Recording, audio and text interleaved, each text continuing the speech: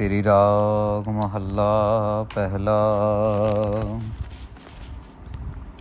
गुर ते निर्मल जानिए निर्मल देह शरीर। धन धन श्री गुरु नानक देव जी महाराज अपने पावन पवित्र मुखार बिंद से, अपने मुख से ये गुरबाणी का शब्द उच्चारण कर रहे हैं। और शब्द गुरु अवतार श्री गुरु ग्रंथ साहिब महाराज जी के अंदर 57 अंग के ऊपर ये शब्द सुशोभित कर रहे हैं। साथ संगत जी बहुत प्यार से गुरु महाराज हमें ये समझा रहे हैं कि अगर दुनिया में कुछ साफ़ चीज़ है, अगर कोई सुच्ची चीज़ है, कोई निर्मल चीज़ है जो मैल से दूर है, वो गुरु महाराज हैं, वो गुरु वाणी है, वो गुरु महाराज के शब्द हैं। बाकी सब के अंदर कोई ना कोई मैल, कोई ना कोई खोट नज़र आ जाएगी, लेकिन गुरु महाराज शब्द गुरु के अंदर कहीं से भी, किसी भी एंगल से, कभी भी, किसी भी प्रकार की कोई खोट, कोई मैल नहीं नज़र आएगी। तो आइए बड़े प्यार से समझने की कोशिश करते हैं। गुर ते निर्मल जानिए निर्मल देह शरीर। महाराज कहते हैं पूरे गुरु की कृपा से, शब्द गुरु जी की कृपा से वो निर्मल के बारे में पता लगता है। निर्मल कौन है? परमेश्वर अकाल पुरख वाहिगुरु जी। बाणी गुरु, गुरु है बाणी। ये बाणी जो है यही गुरु है। साथ संगत जी गुर परमेश्वर एक को जान। महाराज कहते हैं गुरु और परमेश्वर एक ही हैं। तो गुरु कौन है? गुरबाणी। और आगे क्या कह रहे हैं? गुर परमेश्वर एक को जान। तो परमेश्वर कौन है? गुरु, गुरबाणी। तो हमें अपने मन में ये भाव रखना है कि जो गुरु महाराज हैं वही अकाल पुरख वाहिगुरु का रूप हैं। धन धन श्री गुरु ग्रंथ साहिब महाराज जी की गुरबाणी ही है जो हम सबका पार उतारा कर सकती है। तो यहाँ महाराज कह रहे हैं कि गुरु से उस निर्मल तक पहुँचे, और उस निर्मल तक पहुँच के हम भी निर्मल हो गए। निर्मल देह शरीर। महाराज कहते हैं हमारी देही जो है, हमारा जो शरीर है, ये भी निर्मल हो गया। निर्मल साचो मन वसै सो जाने अब पीर। महाराज कहते हैं कि वो जो निर्मल है वो मन में बसा है। किसकी कृपा से? गुरु महाराज की कृपा से। और सो जाने अब पीर, उसको सबकी पीड़ा का पता है। पीर मतलब पीड़ा, दुख, तकलीफ। उसको सबकी पीड़ा का पता है, वो सबके मन में बसा है। लेकिन बसा किसकी कृपा से? गुरु महाराज की कृपा से। सहजे ते सुख अगलो ना लागे जम तीर।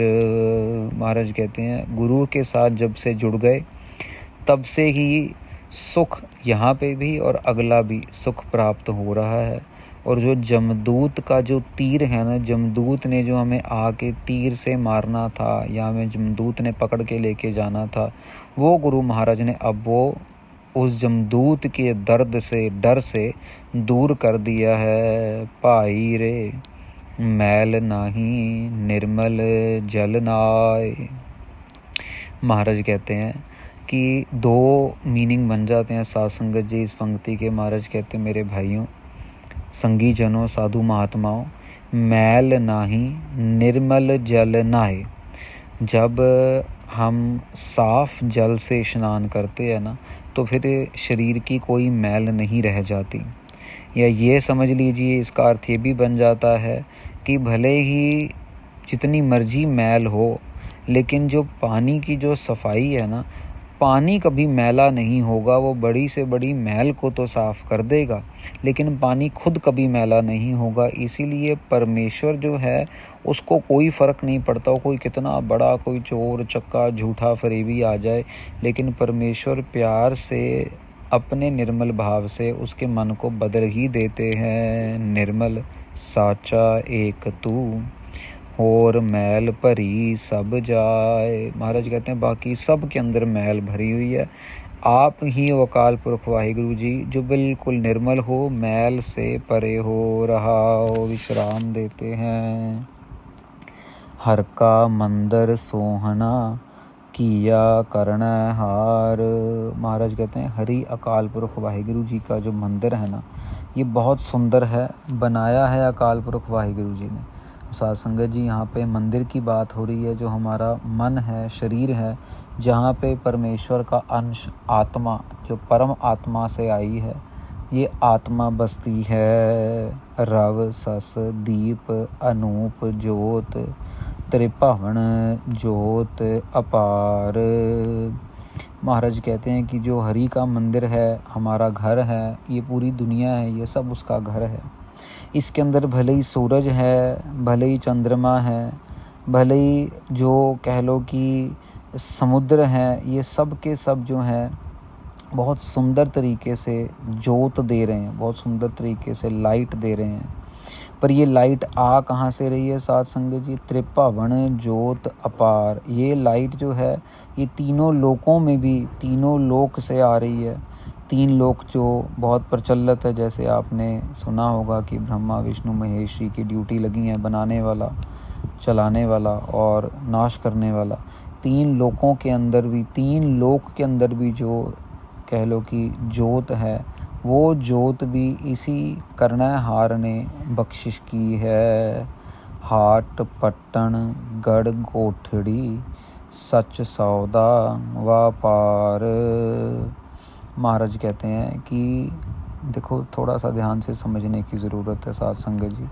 हाट पट्टन गढ़ कोठड़ी, कोठड़ी आ गया वही, समझ लीजिए जो घर की बात हो रही है, कि समझ लीजिए कि ये जो महल है, ये महल के अंदर एक समझ लो कि गढ़ आ गया, महल, कोठड़ी आ गया, जो समझ लो कि छोटी छोटी जो रहने की जगहें होती हैं, और हट्टी आ गई, दुकान आ गई। महाराज कह रहे हैं कि बहुत सारी दुकानें हैं, छोटी सी एक मतलब शहर है, दुकानें हैं, और गढ़ है, कोठड़ियाँ हैं, छोटे छोटे मकान है। इसके अंदर सच सौदा व्यापार, सच्चे का सौदा जो है वो यहाँ पे हो रहा है। अब यहाँ पे महाराज साध संगत जी ये समझाना चाह रहे हैं कि यहाँ पे हाट पट्टन गढ़ कोठड़ी।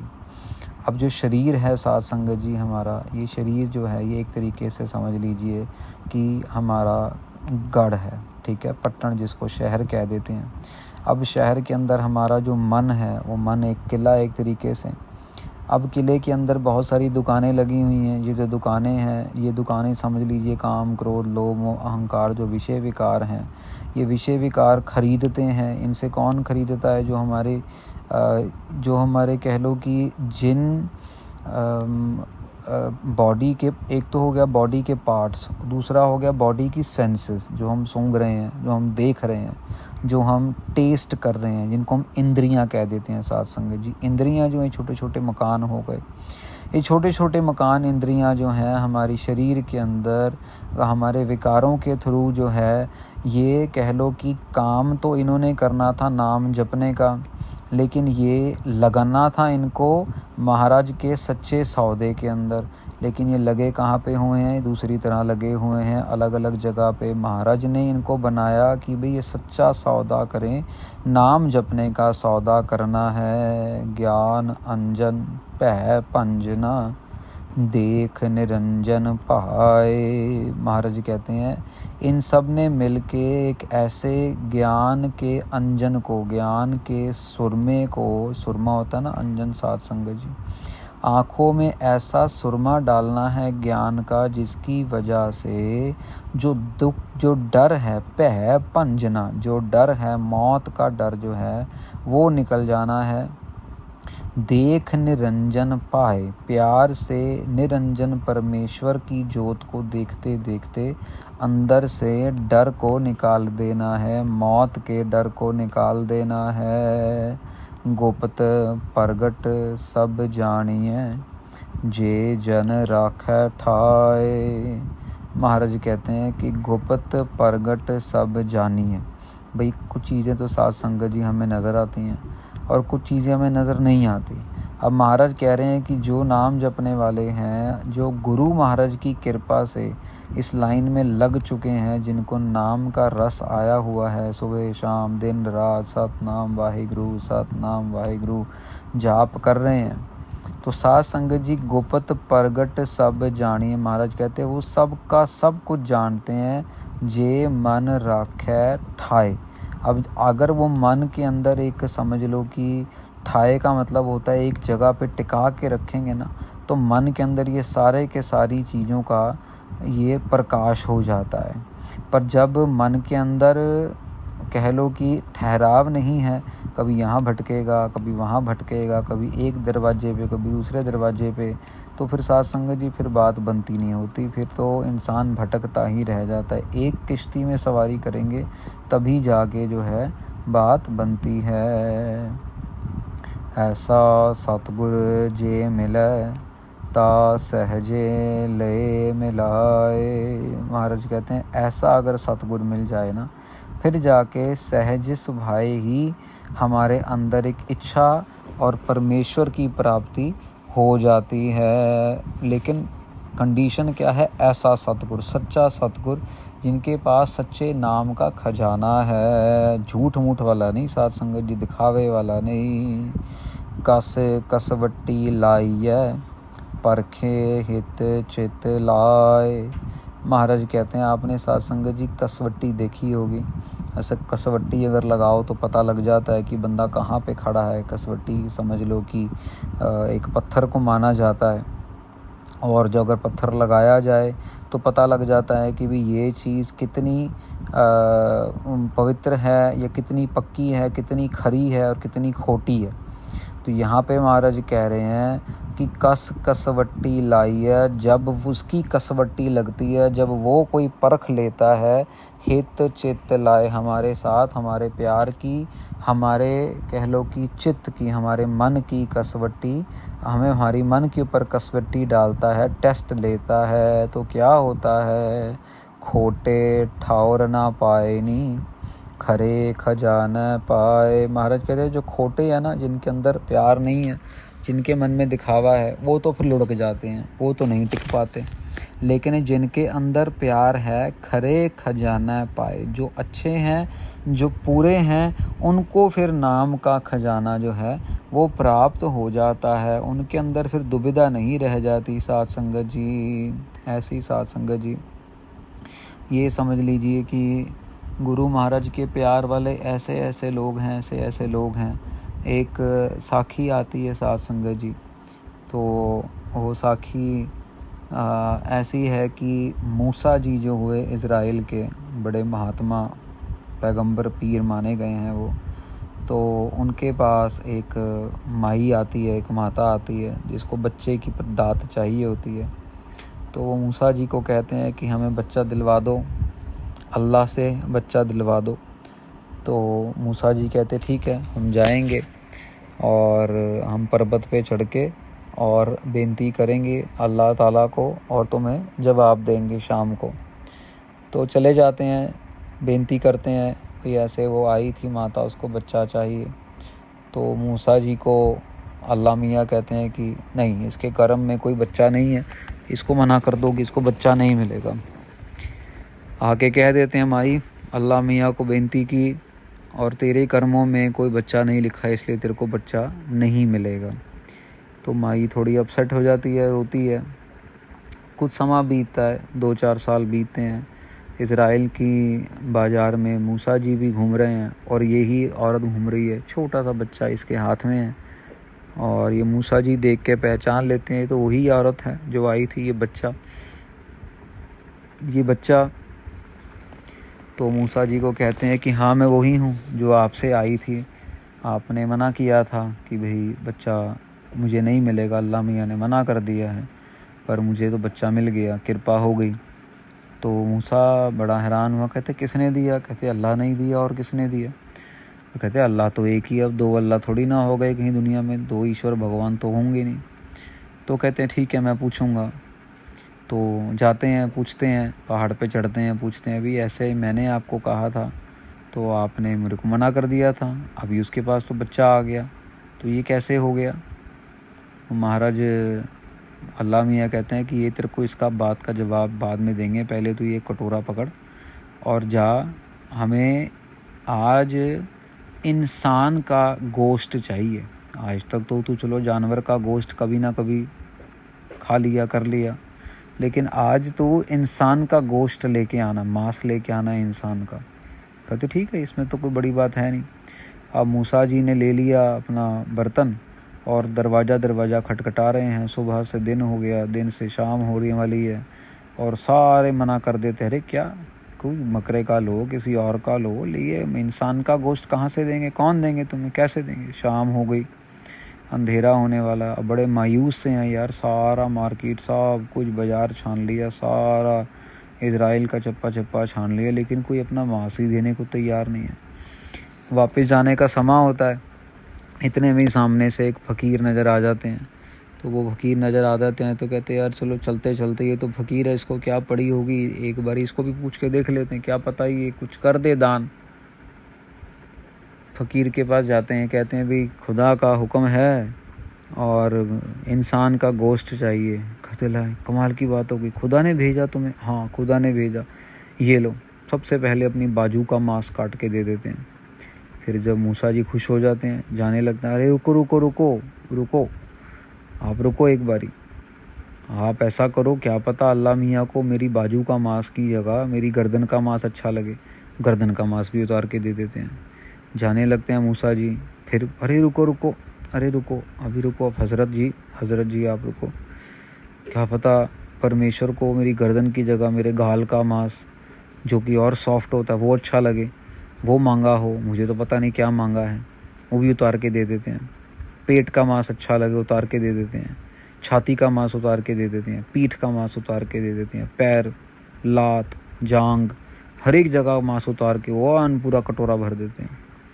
मूसा जी बड़े हैरान तो हैं, यार ये देने मांग के पूरा दिन निकल गया, किसी ने एक टुकड़ा नहीं दिया और इसने अपना कुछ छोड़ा ही नहीं। आते हैं अल्लाह मियाँ के पास, आते हैं, हाँ भी क्या निकला? हमारा सारा बाज़ार छान लिया, सारा कोना कोना, किसी ने कुछ नहीं दिया।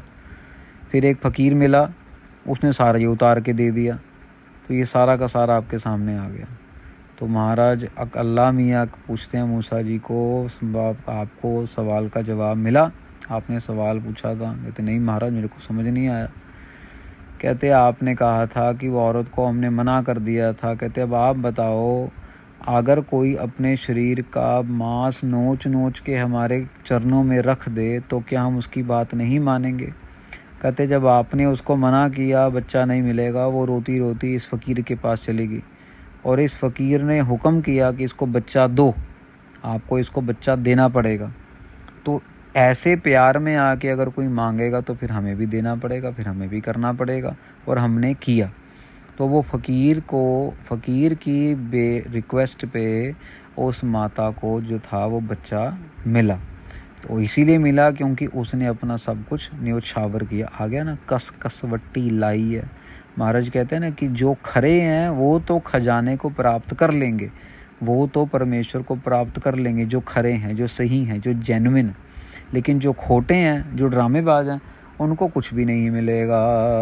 आस अंदेशा दूर कर, एओ जल जाए समाए। महाराज कहते हैं कि कृपा कर देते हैं, हमारी सारी आशाओं को, हमारे सारे अंदेशे जो हमारी कह लो जिनसे हमें चिंता फ़िक्र रहती है, वो सब दूर कर देते हैं।